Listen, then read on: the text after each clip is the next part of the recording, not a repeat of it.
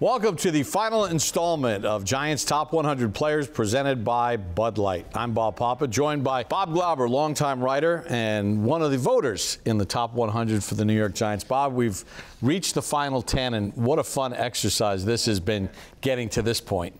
So fantastic to think about so many great players, think about so many great eras, and that's the real challenge, is that, how do you determine which player is the best given an era, and you have to kind of juggle a lot of things. So a really good thinking process, and I think it came out pretty well. Well, we got two guys here that are inside that top 10, and we'll start with the captain, Hall of Famer Harry Carson. Harry, when you got the news that you had made it to this point of the process, what were some of the thoughts that went through your mind? For me, it was, just being mentioned in the top 10. I mean, it was like I was blown away, because I never really considered myself to be that kind of player to warrant being, in the top 10. Maybe top 100, yeah, maybe, but top 10, that was special. That was really special. All right, let's go back to draft day, 1976. What's going through your mind I got to go from South Carolina State, and I'm going to be a New York Giant? To be honest with you, Bob, I really didn't know. I went to South Carolina State. And that's, I was a down defensive lineman coming out of college. Marty Schottenheimer drafted me and wanted to teach me how to play middle linebacker. And there are people who, when I was drafted, doubted that I could play the position. Being drafted to play a position that I had never played before, the mindset, the attitude that you have to play that position. I was really new to this whole thing, I mean, there are a lot of guys who pulled me aside to share their feelings and what I might be able to do with this organization. And I was able to basically follow the lead of what those guys had to say to get to be in the top 10 of all-time great Giants. Harry, you were captain of your college team, but what did it mean to be named the captain of the New York Giants, especially as a defensive player? For one thing, it was special to be a middle linebacker in the biggest market in the country. Then after my third year, to be elected captain by my teammates was something extremely gratifying. I was honored to be named captain, so it was really special to be their leader. Tell me about that linebacking core, that crunch bunch. Brad, Brian, Lawrence, and myself, we were the crunch bunch, and we were big, strong, fast, and we were able to get after people. Lawrence was on one side, Brad was on the other side, Brian was next to me, and you just felt like you could just smack people around. When the offense broke the huddle, and you could see the fear in their eyes, I'd never been a part of a group that demanded so much respect than that group, especially those linebackers. 1973, Giants are playing in Yankee Stadium. New York City cancels the lease because they find out that the Giants are moving to Jersey. So they have to go to the Yale Bowl in 73, 74, then they played at Shea Stadium in 75. So you had the Giants, the Jets, the Yankees, and Mets all playing in Shea in 75. Giant Stadium opens in 76. They finally have their home. Welcome to Giant Stadium. The escalator immediately in front of you will take you to the upper level. Please watch your step and enjoy the game. Eli, I'll start with you. When you think about Giant Stadium and you think about that sound and coming out of that tunnel, what's the first thing you think of?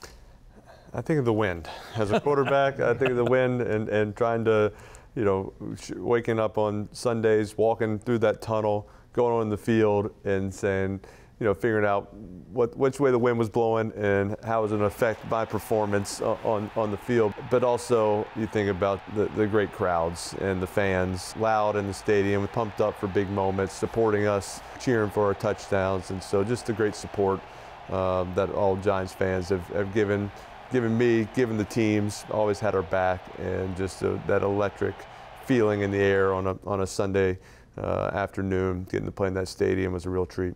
Harry, it wasn't until the end of October in 76 against the Cowboys where the stadium was finally christened. Obviously, you guys were not a winning team in those first few years. Far from it. Far from it. But when you think about now, 81, you beat the Eagles on the road in the playoffs, which was stunning to us as Giants fans, having not been to the playoffs since 1963. It was something you thought only other franchises experienced. Then 84, you back it up. Then that 14-2 season in 86, ending with a Super Bowl. When you think about that stadium and those days and those moments, those games against Washington and especially the 49ers, those are the biggest rivalries. And the Cowboys, even though they were starting to go this way. Do you still feel it? Do you still feel that excitement when you go back in your mind's eye and think about that building? No, they're going to throw the ball. They're going to get a touchdown if he holds it. Touchdown! Harry Carson! I went to a school that probably had 10,000 people at homecoming. So when Giant Stadium was opened, and I remember standing in the tunnel, getting ready to run out on the field, and seeing like 72,000 fans yelling for the Giants. I mean, it was an altogether different experience for me. You know, Giant Stadium for me was a special place to play, especially in December when it was really, really cold. We'll take the win. We would stand in the tunnel getting ready to run out with no t-shirts on or no thermals on, and you know, we would kind of bow up like, this is our place and this is what we play for. Rolls of toilet paper. Pieces of cutout program. 37 seconds to go, and the Giants will be checking their reservation for Pasadena. And there it comes. The Gatorade bath, originated by Harry Carson. Where did it come from? Well, it really wasn't my idea. I always give credit to Jim Burt because Parcells had been riding him all week when we were about to play the Washington Redskins. And so as time was winding down, we were so jubilant with the fact that we were beating them at home. We came up behind him with the bucket and we drenched him. Once I got him, that sort of set things in motion because Bill was very superstitious. If you do something one week and if it works, you have to keep doing it. So as we were winning, I had to keep drenching him with Gatorade. We had fun doing it with him, and it just really became a symbol of the '86 season.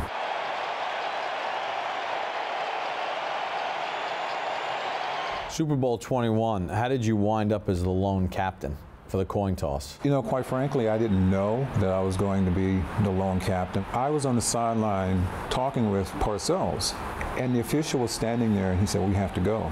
And so Parcells said, "Go." And I said, "Well, what about George?" "Go." "What about Phil?" "Go." And so I started walking out on the field by myself.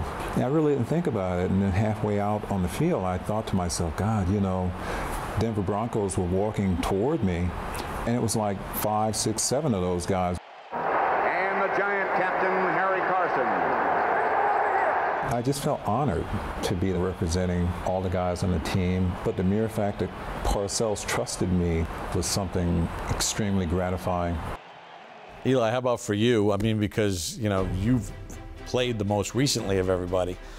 What were your thoughts when you heard about this? Yeah, just a great honor just to be in that list of the great names for this, you know, storied franchise, and how many championships and great teams and Hall of Famers, and, you know, Harry Carson one sitting right across from me. But to be in that list is a great honor, and it was just thrilled. Also, yeah, a little like Harry, a little shocked that you know, I think I can name 10 players that are better than me, maybe more deserving of this than me as well. When you think about Giant Stadium and you think about that sound and coming out of that tunnel, what's the first thing you think of?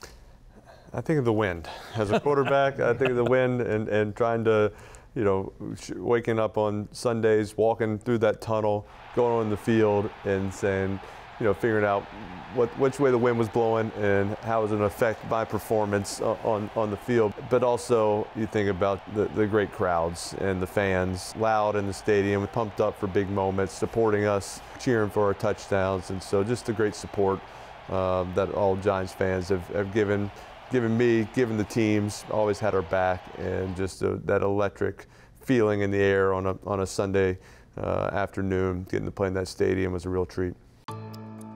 First choice in the 2004 NFL Draft is Eli Manning. You're the #1 overall pick. You don't get the starting job as a rookie. How did you reconcile that in your mind? Obviously, I wanted to get the starting job, but I didn't get down. I thought it was important for me to get some playing time that first year. He's going to get a big hand right There now. he is. Eli Manning jogging out of the tunnels. Number 10 to a huge ovation here at Giant Stadium. We got to win.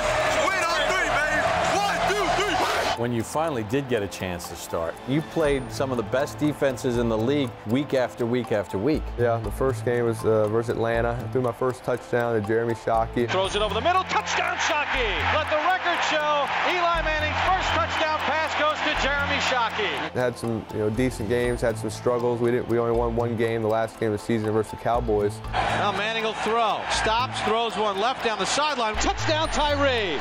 That was big for me and my confidence. I think the players and their confidence around me, and it kind of end the season, a bad season on a good note. After that first year of struggle, now the stakes kind of get ramped up. What did you learn from that second season? That second season, we had a good season. We won the NFC East, went 11-5. It was a big year, and we were one of the top scoring teams in the league that year. All of a sudden, you get to the playoffs, you play Carolina, and you get shut out. With that 06 playoff loss, there's questions as to whether Coach Coughlin's going to come back. Coach Coughlin was under the fire a little bit. I was under the fire. Going into my 4th year, we needed to have a big year. We didn't get the start we wanted, starting 0-2, but we turned it around quick and started playing great football. Going to Washington that 3rd game, we're down at halftime, but the second half we get some big plays.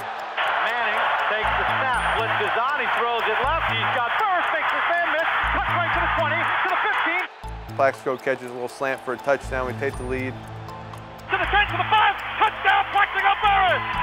The Giants have come back from a 17-3 halftime deficit, and they now have a 24-17 lead. And then, all of a sudden, Washington starts driving. Our defense gets a huge goal line stand. 4th and goal at the 1.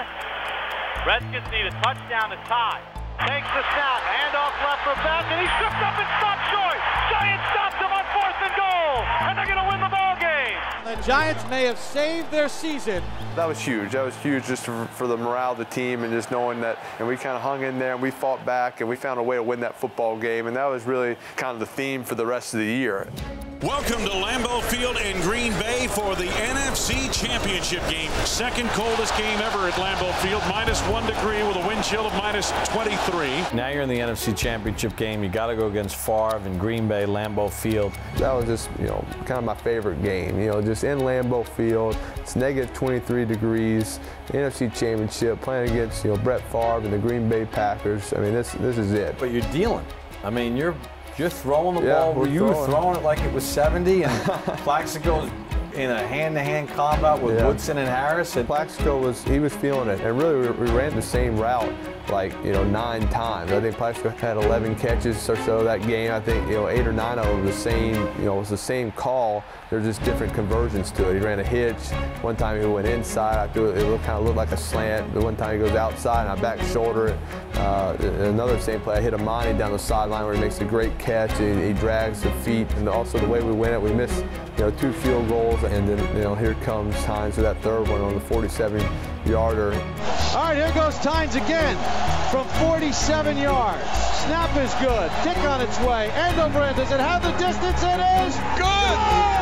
Lawrence Tynes has kicked the Giants to the Super Bowl. Hey, I got icicles in my nose. Hey, there you go. Thank you, brother. Let's get it, thank you, man. Let's go get it. We ain't finished. Thank you, man. I love you. Thank you. You're going to the Super Bowl. It's not a sweeter feeling in the world. The New York Football Giants and the New England Patriots in Super Bowl 42. as a team, you guys were pretty confident going into that Super Bowl, Yeah, weren't you? we felt good going into that game, and we went out there and did our job and played well and didn't make mistakes, and we could win this game. Manning to throw to the end zone, touchdown! David Tyree on the post, and the Giants have the lead with 11:05 to go in the ball game. So now you guys jump back in front. For the first time all game, the Patriots really looked like the Patriots. They went down the field. Randy Moss beats Webster, touchdown. So now it's on to you. You know, there's a great clip of Michael Strahan walking down the sideline saying, hey, the final score is going to be 17-14. 17-14 is the final, okay? 17-14, fellas. One touchdown, we are world champions. Believe it, and it will happen. I was a little upset as like the quarterback. I kind of wanted to give the big pep talk to the offense and get it going. I guess Michael, 15th year, got to do it. But I was kind of like, Michael, like, you just let them score. If you just would have stopped them right there, like, we wouldn't have to have this conversation. I think, like, I don't know if you deserve right now to be talking after you just let them score a touchdown to give them the lead back. No, the Giants know what they have to do. They've got to go 83 yards in 2:39. Can Eli Manning do it? We're down 4, and there's only one option. The score's got to be 17-14. We get to a 3rd and 5. We have a pretty good play on for the coverage. I'm probably going to work maybe the Tyree on the post, and we just get a little rush. Get a little rush going, and they got a hold of me, but they just never pulled me down. They just kind of, I could feel the guy holding me, but they weren't tackling me, so I fought out of it. I rolled right. I kind of saw Tyree, I saw Rodney Harris there, but I just figured, I got to give this a shot. David just, makes an unbelievable catch. That was, obviously a huge play for us, but, we still had a lot of work to do. 1st and 10 at the 13, 39 seconds to go. Giants down by 4. The Patriots, their mentality kind of down there in the red zone, they were going to play kind of a quarters coverage, or they were going to do an all-out blitz. Finally, they came out with the all-out blitz. They had Plaxico go one-on-one, and there was no doubt where I was going. I was going it high in the corner end zone and let him make the play. Touchdown Giants! And that is it. The New York Giants have knocked off the New England Patriots. You guys win, the confetti comes down. I mean, is it everything that you would ever dreamed? At first, it's just chaos. You're hugging everybody, and you're around. There was kind of a moment right before I got up on stage to grab the trophy for the first time. I mean, that's kind of when it all kind of sunk in for the first time. We just won the Super Bowl. Let's go back to the 2011 season, and obviously the whole elite thing. Is Eli Manning an elite quarterback? Are you a top 5, top 10 quarterback? Yeah, I think I am. Are you in the Tom Brady class?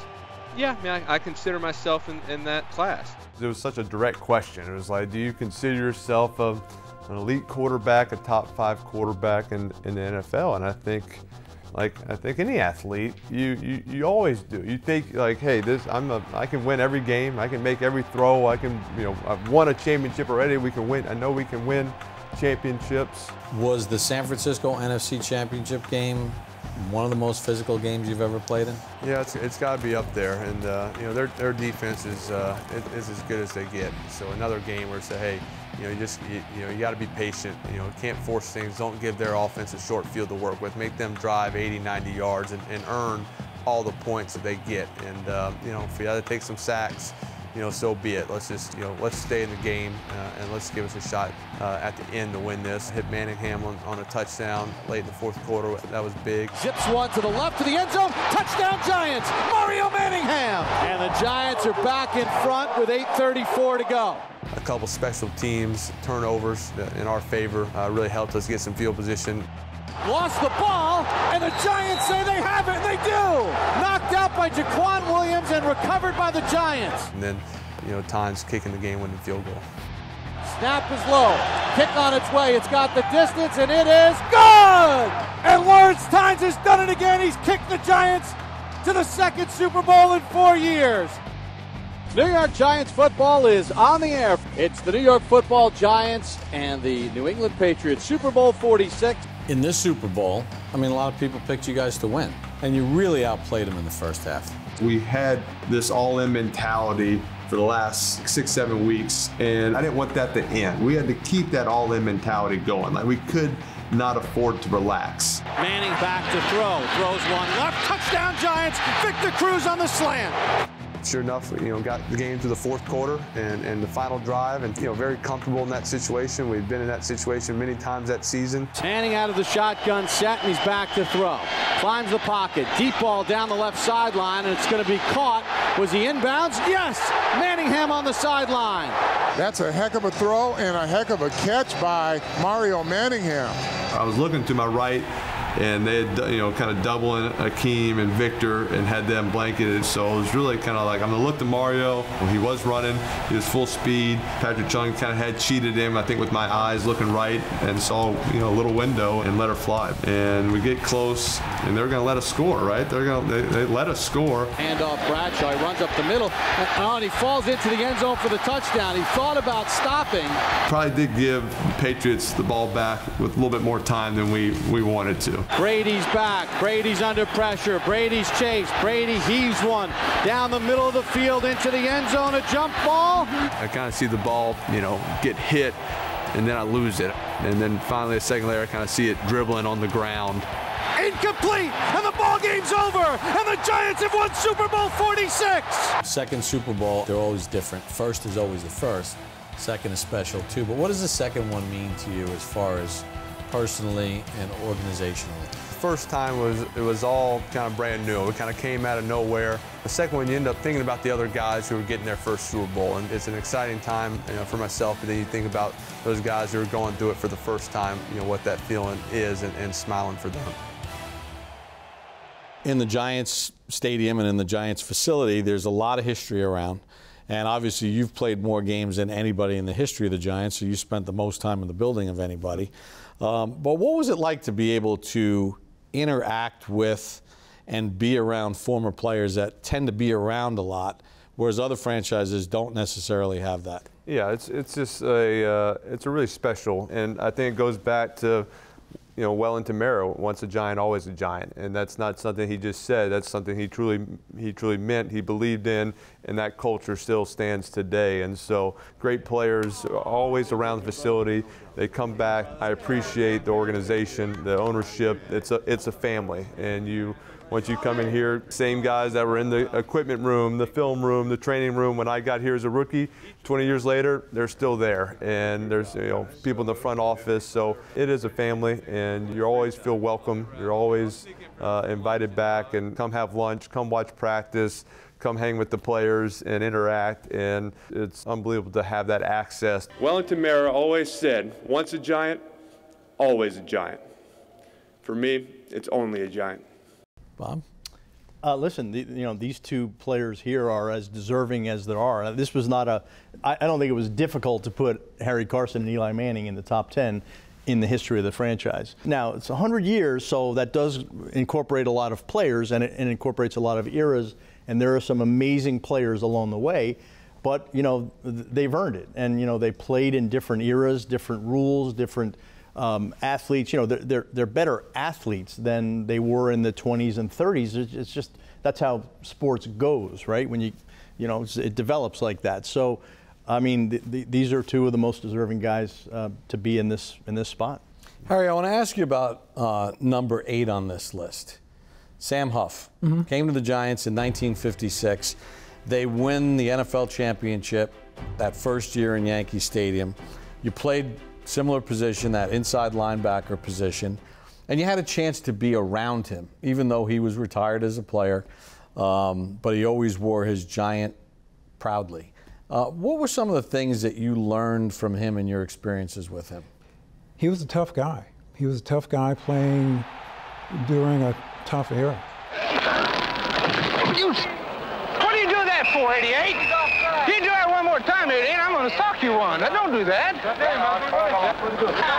You run again, you get a broken nose. Don't do that. Hit me on the chin with your elbow. Playing against, the players who were playing during that era, he stood out. And one of the things that I thought about when I was coming into, playing for the Giants was I wanted to be mentioned in the same breath as Sam Huff. Huff intercepts Plum on a spectacular catch. Even before, I was drafted to play with the Giants, I recognized that name, Sam Huff, and at some point I reached out to get some advice from, Sam about playing the position. He was gracious enough to give me time, and I really appreciated it. And subsequently, when I got into the Pro Football Hall of Fame, I was able to see Sam on a regular basis, and we had our share of conversations talking about playing the game. Sam Huff's first year, he was ready to leave. He actually left the team. he wanted to just quit. Jim Lehal was too tough on him. They didn't have the right position for him. He was a down lineman. They were looking at him there, and he left. He literally left for the airport one day, and Vince Lombardi was dispatched to go get him. And Lombardi sees him at the airport, and he says, "What are you doing?" He says, "I'm leaving. They're yelling at me. I've never had this before. I can't take it." Lombardi says, "No, you have to come back. You have to come back. You have to continue playing. You're too good. Stop." So Lombardi goes back. He tells Jim Lehal, "No more yelling. Find a spot for him. Figure it out." And Tom Landry then puts him in the flex defense as that 4-3 middle linebacker. And then the rest is history. But he was ready to be done. And he kind of laughed about it as his career went on. But imagine what might not have happened had that changed. You know, those middle linebackers tend to be very fragile. Yeah. Very sensitive. That's the thing, right? Why? They don't want to be yelled at. Yeah, I know. And then Vince Lombardi then coming back and telling the coach, "Don't yell. Don't yell. Right? Don't yell." Vince was the last guy you'd expect to be able to say that. So it all worked out. Eli, number 4 on this list is Frank Gifford, who he was drafted by the Giants in 1952. He won the MVP in 1956 and was a multifaceted player, running, receiving, played multiple positions. You know, all of us grew up watching him on Monday Night Football. As Frank Gifford, halfback, I spent 12 wonderful years with the New York Giants, many of those years winding up in championship games.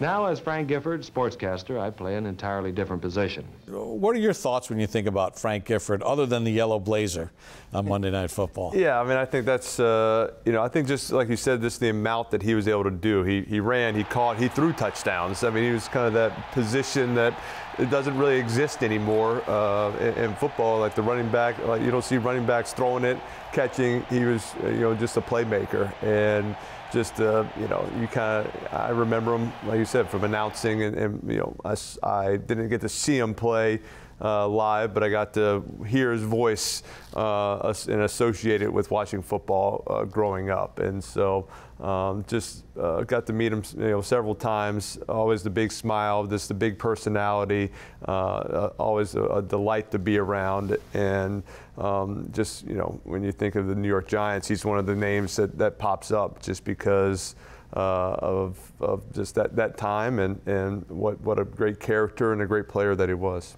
Yeah, and you think about it, I mean, Mrs. Mara, that was her favorite, right, with the Mara family. Frank Gifford was royalty, right? I think so. I think I was just talking with Ernie Accorsi, and he just mentioned that I think it was Wellington Mara's favorite also. And you can see why, just the ultimate pro, and did everything they asked, and just a wonderful person as well. So he was kind of Mr. New York. I know during that time it would have been a fun time to hang with him during that. When he was at any Giants event, there's royalty, and then there was that next level. And Frank carried himself in that way, but was very approachable to people. Very down-to-earth guy. He had a magnetism about himself that you can't replicate it. It's not fake, and it's all real. And he's Frank Gifford's in the room. So, man, can I talk to him? And he was a very humble man. And you think about the NFL now, everything is geared toward offense. All the rules, more offense, more. And Frank Gifford continues to hold the record for most touchdowns by a New York Giant. It's remarkable, and he played so long ago. And Eli touched on it, the running, the throwing, and the catching. He was just the all-around player. Gifford was it. He had the whole package, and he succeeded. The golden boy from Southern Cal, and he hits the big stage in New York, and he wins a championship, and he does these Hall of Fame things over the length of his career. Speaking of Frank Gifford, he's number 4. Number 5 is the modern-day Frank Gifford, which is your teammate Michael Strahan. He has gone from being not only a Hall of Fame football player, but to someone who excelled on TV doing football, who has now excelled like Frank Gifford did, crossing over to become a true star across America. Did you think that he would take it that route? I'm not surprised that it went that route, just with Michael's personality and him in the locker room. He was a guy, his voice was always carrying through the locker room. When he was telling a story or he was animated about something, everybody heard what he was saying. This is what I was built for. I was built to play football. That's what my mentality going to be tired. Champions and winners believe they will win the game. We are the New York Giants, and we ain't no punk. Mama ain't raised no punk. Crawford ain't raised no punk. What do? We stop. Not surprised also just with his work ethic, and that's was so important for me to see, and why he was such a great mentor, role model for me coming to the New York Giants. This is a guy who brought it every single day, every single practice. He was going full speed, in the weight room, working extremely hard, always there, always a great attitude, and always encouraging me. Just appreciate him so much for always having my back and kind of setting the example for how you have to work, how you have to prepare, how you have to play for the New York Giants and in the NFL. And he's a great friend of mine, and get to watch him now on TV doing all the fun things. And no one's working harder than Michael, and deserves all the success that he's having. Dan Reeves was the head coach when Michael came, and Mike Nolan, whose dad coached with the Giants, I mean, they moved Michael, and he became, along with Reggie White, the best two-way defensive end in the National Football League, because, as you know, his ability to play the run was as good as anybody. Yeah. And, that transition happened. He was more or less a traditional guy coming from the right end. And Nolan, I was talking to him about it long after Michael's career ended. He says, yeah, when in his first year, he was having trouble with the steps. Right? The steps, he just couldn't get to he just was a little off. His footwork was off. So we put him on the left side. And then all of a sudden, he was like steps, he's in rhythm, and he's great. And so I went to Stray and said, this is what Nolan said. He goes, what? What is he talking about? But it really, that switch was huge. First and 10 Eagles, McNabb back to throw. Steps up under pressure, and he's sacked by Michael Strahan. And there's the record, the New York Giants record, 133.5, and he does it with Lawrence Taylor in the house. The other thing about Strahan, I don't know if you win that 2007 Super Bowl without that kind of leadership. And that defense was great. You had the game of your life in the Super Bowl, but that set up in large part because of the defense holding those Patriots down. Takes the snap and back to throw. Sets in the pocket, and he's sacked by Michael Strahan back at the 32-yard line. And Strahan's leadership, and there was a little question whether he was going to come back that season contract-wise, but he came back, and it was huge. And he had the season of a lifetime, and he was able to do what few others have done and just walk off into the sunset with the Super Bowl. And we did want to win for Michael just because of what he meant to this organization, 15 years, his leadership, and especially on the defensive side, but the whole team. He gathered everybody together, and he used to walk around the locker room before every game, just shook everybody's hand, had a message for them, had a friendship, had a relationship with every player, and we definitely wanted to win that one for him, get him his championship. Life is about improbability, and my life is improbable. I am an absolutely improbable Hall of Famer. I was a late bloomer as a football player. I didn't play in high school. I played 1 year in high school. I was a late bloomer. But the improbable happened. I get drafted by the New York freaking Giants. And not only by the Giants, but I get drafted by Wellington Mara, the Duke, Bob Tisch, the Tisch family, and the great George Young. Those are the guys who brought me and trusted me enough to bring me to the Giants.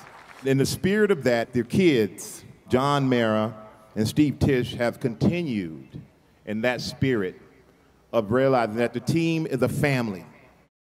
Now, I used to go in the locker room before every game, and I would go and tap and touch and hand high five and pep talk every player, equipment guy, coach. The reason I did it was because each time I touch each guy, I'm accountable to you. What I put out there on that field today is not for me, it's for you. You will never be disappointed in me. This is about family. This is about teammates. This is about everybody pitching in to make you better, and for you, hopefully, to make them better. And for what the game of football has done for me, I am eternally grateful to this game. And I'm so glad that I am a representative of the 2014 NFL Hall of Fame. Tonight, Michael Strahan, it is my great privilege on behalf of the other 287 Hall of Famers to present you with this ring as one of the great players in the history of the game. You know, you talk about threads, right? He was there with Lawrence's last year, and some of those guys. He played with the Keith Hamiltons of the world and got to a Super Bowl in 2000. And then you kind of, Harry, you think about some of the threads with you. We talked about Sam Huff, but for instance, at number 10 on the list is Andy Robustelli, who was the president. The Giants didn't have a GM at the time. He was the president of football operations, and he was there when you got drafted. So you had a chance to be around more Giant royalty and those connections from the past to which eventually led to your team. What was it like to be around another great defensive person that was in the building and on the property? You know, there are certain names that kind of resonate with you that you always remember.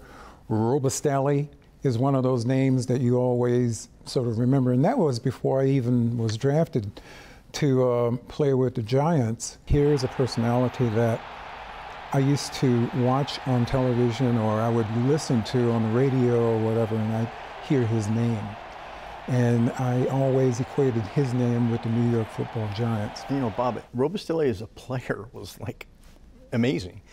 You know, I did see him a little bit as a kid, and I'm thinking, you know, big guy, but he was not. You know, he was 6'1", 220, right? 6'1", 220 as the defensive end, but he was very quick. He was very skilled in terms of technique, and he would just dominate people. He had a good outside move, and he got after the quarterback. So he was really one of the great pass rushing defensive ends of his time. Yeah, that was a lot of Tom Landry as the defensive coach at that time, and kind of using analytics ahead of time. He was the one that figured out the probabilities and studying the tape on how to stop Jim Brown, which is why they developed that umbrella defense. Robustelli won a title with the Rams in '51, then came to the Giants, and obviously they had that great run of 56, then 58, 60, 61, 62, 63, losing the championship games. But he was, you know, back then the Giants defense was announced. My mom till this day can rattle off the 1956 Giants starting defense name and number. The chant of defense didn't start at Knick games. It started with Giants games, and the Giant defense was introduced to the audience. Oh, that's how big it was. Neither of these guys, none of us had any connection with Mel Hein. So Mel Hein has come in at number 3 on this list. That's when they played 60 minutes.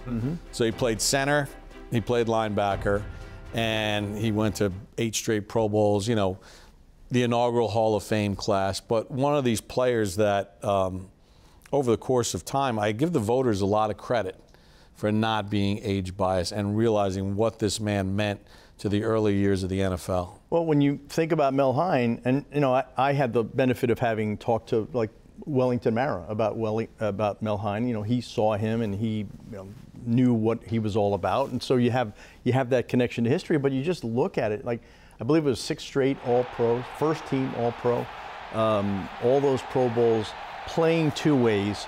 You know, Mel Hein was the first offensive lineman to be named MVP in the NFL in 1938. And probably, he's the last. Yeah, last one. I was like, is this true? Yes, it's true. And he was just so dominant at his position. And, you know, later in his career, he was ready to retire in like the early 40s. And he became a coach at upstate New York and during the war they had to stop the program, and on weekends he would come down and still play for the Giants. He played 3 more years, like, you know, living part-time in the area, but he was that good, and they were willing to do whatever to keep him.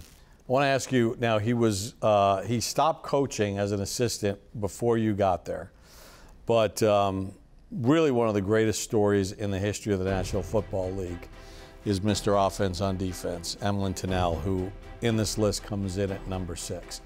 Emlen Tunnell took a bus from Philly to the Giants offices and asked for a tryout. And as original owner Tim Mara said, if he's going to take that much of an effort to bus up and come to our, we should at least give him a tryout. This is one of the most dominant players on the defensive side of the ball. One season, his interception return yardage and his punt return yardage was more yardage than the leading rusher in the NFL. Drops into the waiting arms of Emlen Tunnell, and he does what the New York fans have been hoping for all afternoon, adding another brilliant run back to his record and a touchdown to the New York side of the scoreboard.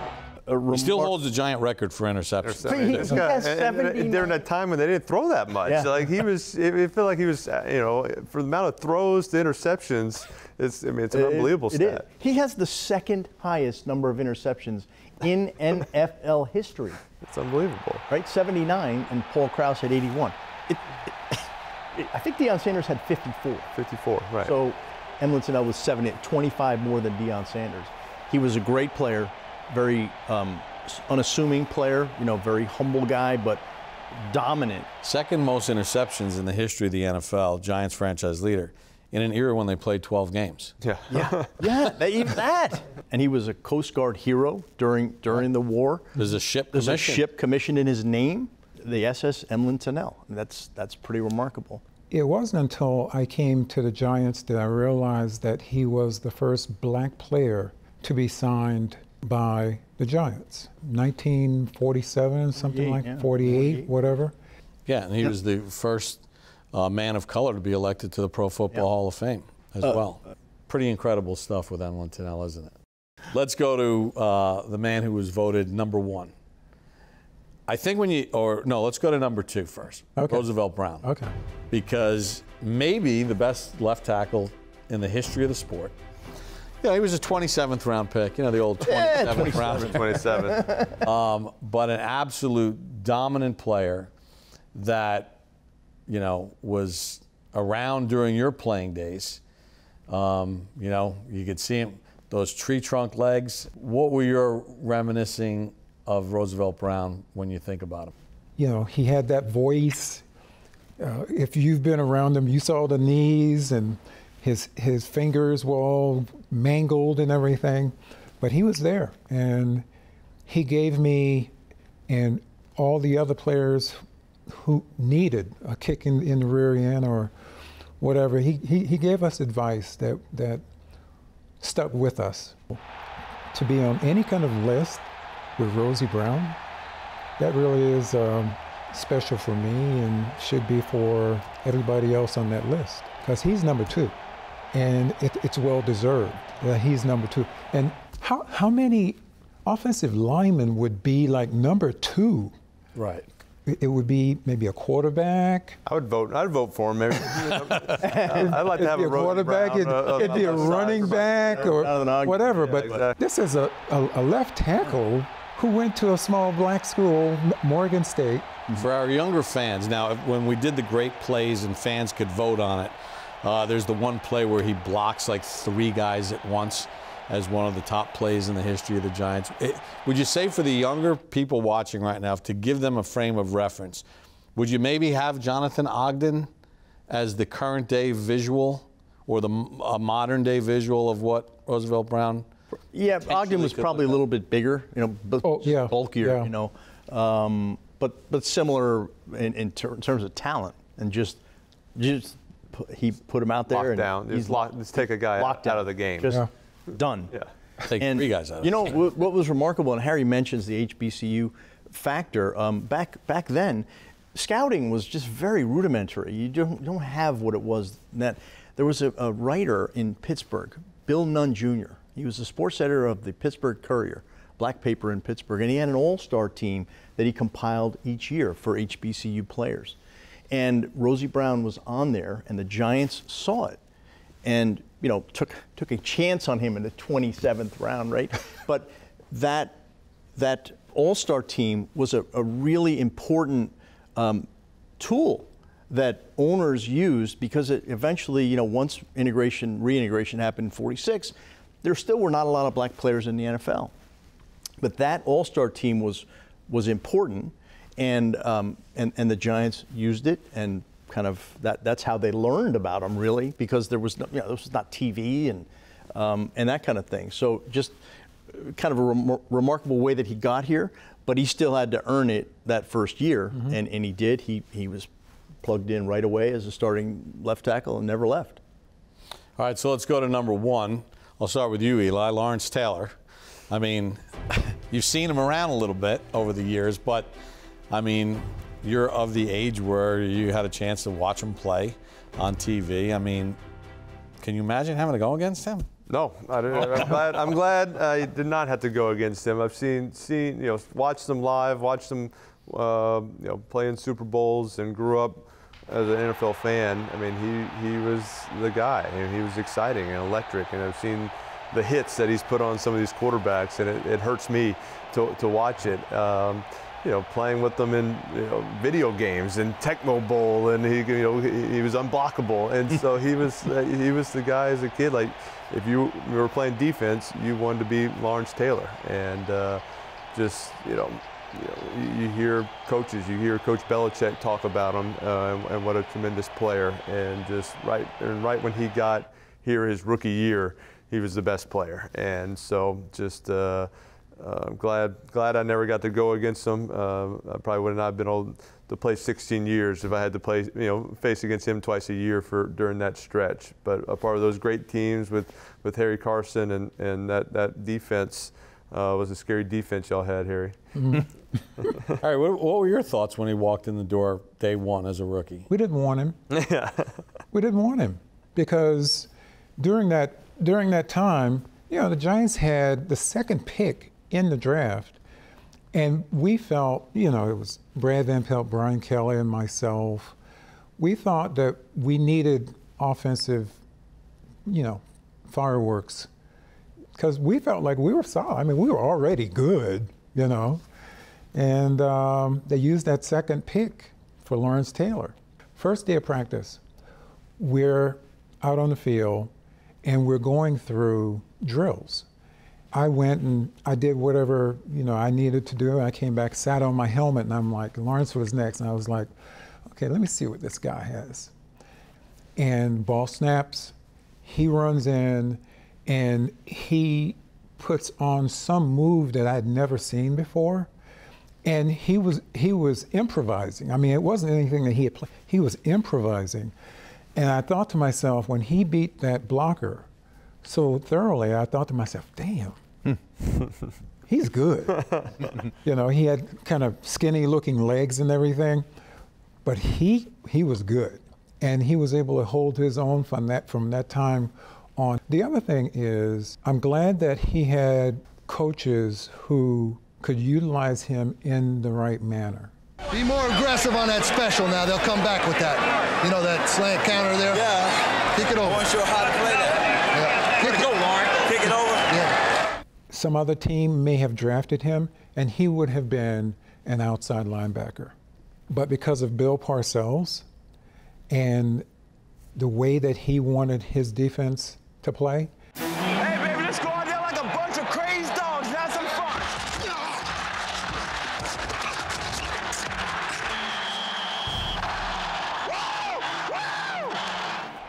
They saw what they were capable of doing with a Lawrence Taylor. He was special, he was unique, he had speed, he was our guy, and it was special. Son, I gotta do better than this.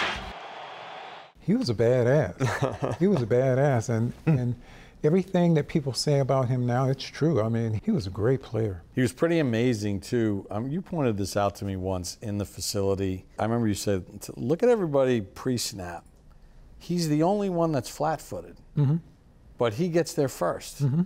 His timing, his instinct, and then his pure athleticism is unparalleled, isn't it?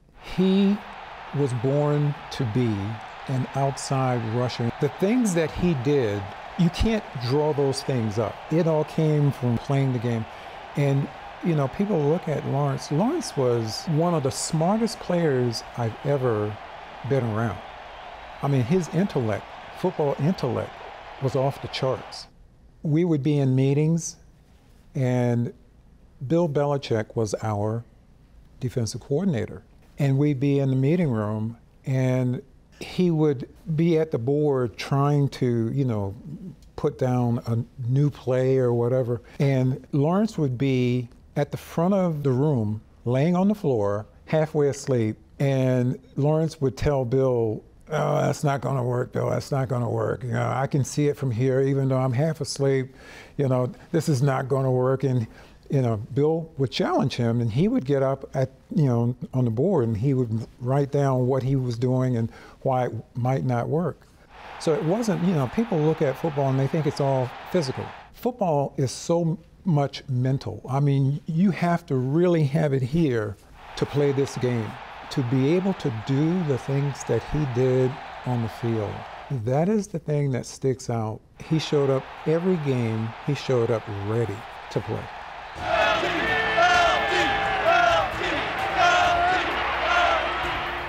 I don't think I've ever seen a more relentless player, too, than Lawrence. I mean, just always knew the situation, always gave maximum effort.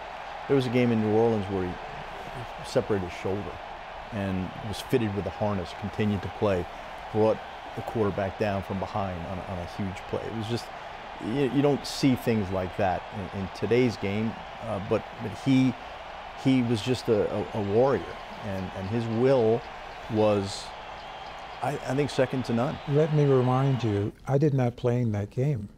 He played my position in that game, and he was really good. Oh, I was a little jealous. I'm like, they don't need me, this guy. and it was such an honor to play with a guy of that magnitude, athletic ability.